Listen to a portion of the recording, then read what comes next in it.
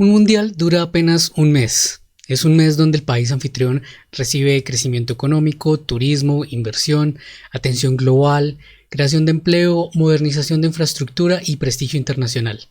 ¿Qué podría salir mal? La respuesta llega justo cuando suena el pitazo final, porque el torneo termina en 4 semanas, pero los estadios, las deudas y las facturas pueden durar décadas.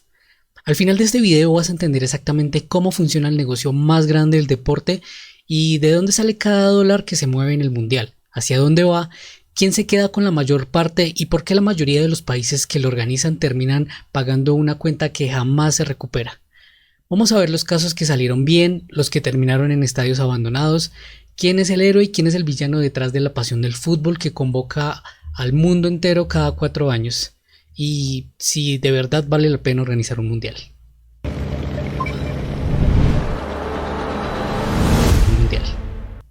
Para entender por qué la FIFA mueve tanto dinero hay que entender cómo funcionan sus finanzas. Una empresa normal presenta un resultado cada año, pero la FIFA mide su negocio en ciclos de 4 años. La razón, su evento más importante, el mundial masculino, solo ocurre una vez cada 4 años. Durante ese mismo ciclo, la FIFA organiza mundiales juveniles, torneos femeninos, el mundial de clubes y otras competencias que mantienen vivo el negocio mientras se preparan para su evento más grande. Cuando finalmente llega el mundial, se activan miles de millones de dólares en derechos de televisión, patrocinios, venta de entradas, licencias. Es como una empresa que pasa 3 años preparando su producto estrella. Por eso, la clave no está en mirar un solo año, sino el ciclo mundialista completo, de 4 años. La FIFA es una organización sin ánimo de lucro, bajo las leyes suizas, y su ingreso más grande, el que les proporciona el 90% de sus ingresos totales, es el mundial masculino, por supuesto. Sin embargo, entre cada mundial, la organización recibe dineros menores. Planteemos el ciclo 2023-2026. En el 2023, mundiales juveniles, competiciones femeninas y torneos de desarrollo dejaron 1.170 millones de dólares de ingreso. En el 2024, eliminatorias de torneos continentales y otros eventos, 483 millones. En el 2025, mundial de clubes con su nuevo formato de 32 equipos, 2.660 millones.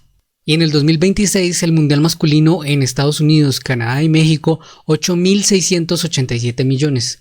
Un 56% más que el mundial anterior en Qatar de 7.000 millones.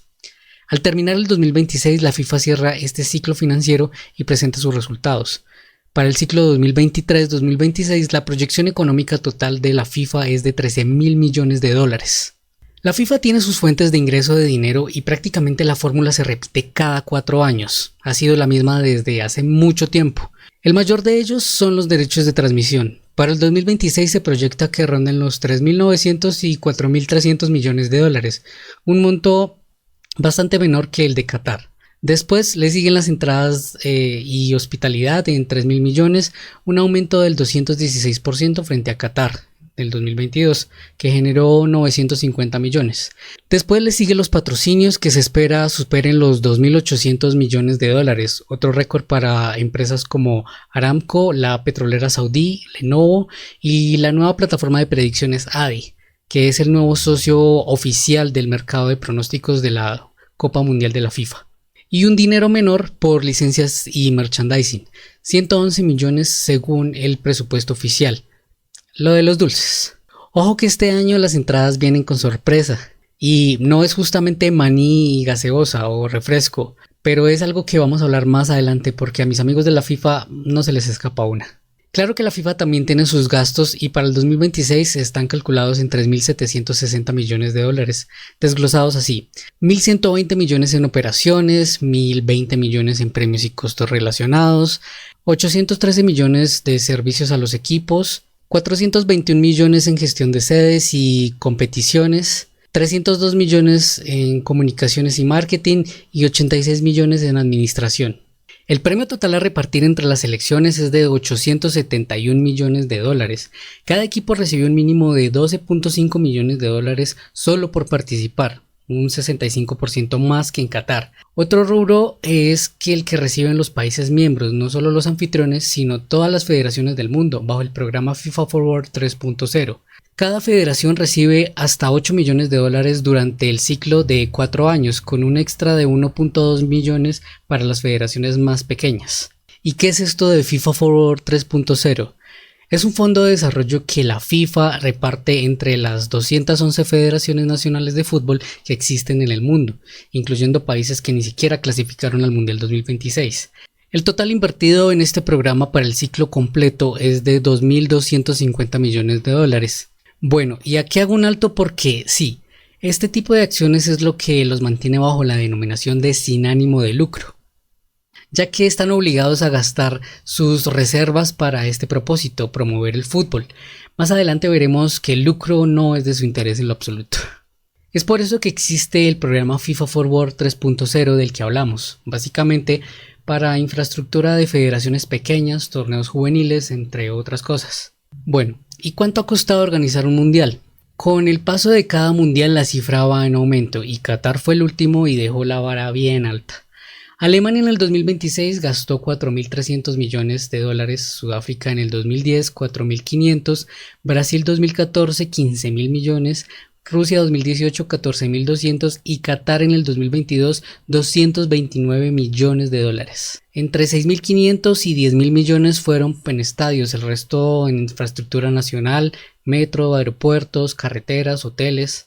Vamos a parar un momento aquí en Qatar porque este bello país se merece una ovación al compromiso al deporte y a las buenas prácticas éticas y morales. Uno de los mundiales más cuestionados. El caprichito que en costo equivale a los últimos 4 Juegos Olímpicos juntos, Pekín 2018, Londres 2012, Río 2016 y Tokio 2020. Al menos la mayoría de los costos de esta preparación no fue exclusivamente para el Mundial en el sentido estricto, sino un plan de desarrollo nacional con visión al 2030, que aceleraron usando el Mundial como fecha límite. El problema, bueno, que después de esa avalancha de personas durante un mes el país se ha quedado completamente solo, gracias a su reducida población de 3.17 millones de habitantes. Y muchas de las innovaciones pensadas para ese mundial están en decadencia y lo que alguna vez estuvo muy lleno, hoy en día está completamente solitario. Algo así como comprarte un bus de 50 personas porque tuviste una reunión familiar enorme y el resto del tiempo lo usas para ir de compras por el pan. Claro que la familia que visitas no la tienes que sobornar por ir. En otras palabras, Qatar pagó la bobadita de 880 millones de dólares en sobornos a oficiales de la FIFA para ganar la sede del Mundial. Y unos tantos 6.500 trabajadores inmigrantes que murieron durante la construcción de las infraestructuras. Insignificancias, gajes del oficio. Y bueno, después de esa avalancha de números, ¿quién gana realmente? En primer lugar tenemos a los anfitriones, pensarías. Pues no. Indiscutiblemente la FIFA, que tiene una ganancia neta proyectada de 13.000 millones de dólares, como lo hablamos anteriormente, 13.000 millones de casitas de estas de un milloncito. Seguido por los patrocinadores globales, Adidas, Coca-Cola, Visa, Aramco, Lenovo. Pagan cifras récord, pero a cambio reciben exposición ante 5.000 o 6.000 millones de personas en todo el mundo. Seguido por las cadenas de televisión Fox y Telemundo en Estados Unidos, proyectan en conjunto 850 millones de dólares de solo ganancias en publicidad durante la transmisión del evento. Seguido de los hoteles en las ciudades anfitrionas, la tarifa de hoteles aumentó casi un 120% en algunos casos, según se acercaba al torneo. Y el propio modelo fiscal de la FIFA, a diferencia de México, que sí les otorgó la exención fiscal total, en Estados Unidos no la concedió general. La FIFA tuvo que negociar beneficios fiscales sede por sede, logrando exenciones puntuales, por ejemplo, sobre la venta de boletos en ciudades como Kansas City, Atlanta o Miami. Y hablando de ganadores, tenemos que meter estos 2 golazos de la FIFA, porque antes la venta de las entradas a los estadios era administrada por los organizadores locales, pero en el 2026, por primera vez la FIFA controla directamente el proceso y decidió implementar precios dinámicos. Suena divertido, ¿no? Dinámico. Pero no, la verdad no le ha hecho ni 5 de gracia a los fanáticos porque aumenta el valor o disminuye según la demanda. Y pues de acá que el mundial disminuya las ventas es porque tendría que venir Ángel Aguilar. Y el segundo golazo va ahí seguidito. porque la FIFA también gana la reventa. La organización habilitó una plataforma oficial donde cobra la comisión del 15% al comprador y otro 15% al vendedor. Es decir, la organización no solo gana cuando vende la entrada por primera vez, sino que también cuando la entrada cambia de dueño. Este es el primer mundial con precios dinámicos de entradas, algo que generó críticas masivas en los aficionados y que está siendo investigado por los fiscales generales de Nueva York y Nueva Jersey por posibles violaciones a los derechos de protección al consumidor. Sin embargo, sabemos cómo actúa la FIFA. En contraste, los que terminan pagando las cuentas son las ciudades anfitrionas.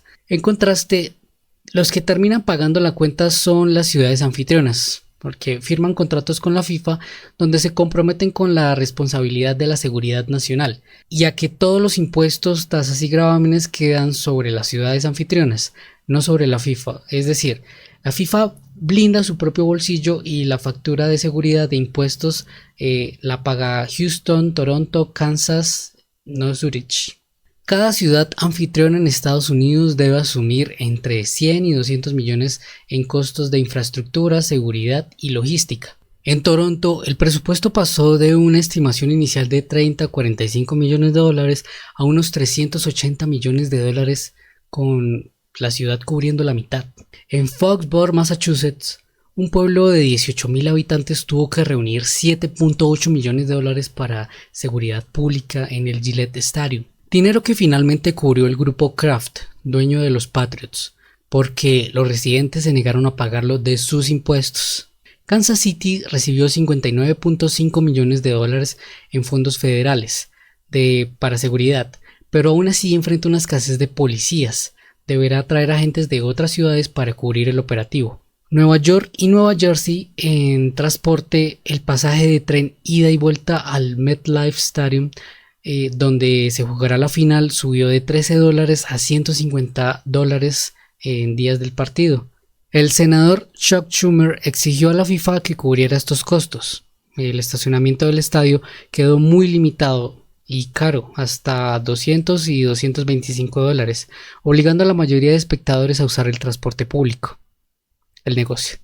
100% de las ventas de las entradas van a la FIFA en Zurich. Cuando un aficionado paga $3,000 por un asiento en Toronto, ni un centavo se queda en Canadá. Chicago directamente se negó a ser sede, porque sus autoridades calcularon que terminarían endeudando a la ciudad, y en cambio lanzó una campaña propia de turismo paralela para captar visitantes, sin asumir costos de organización.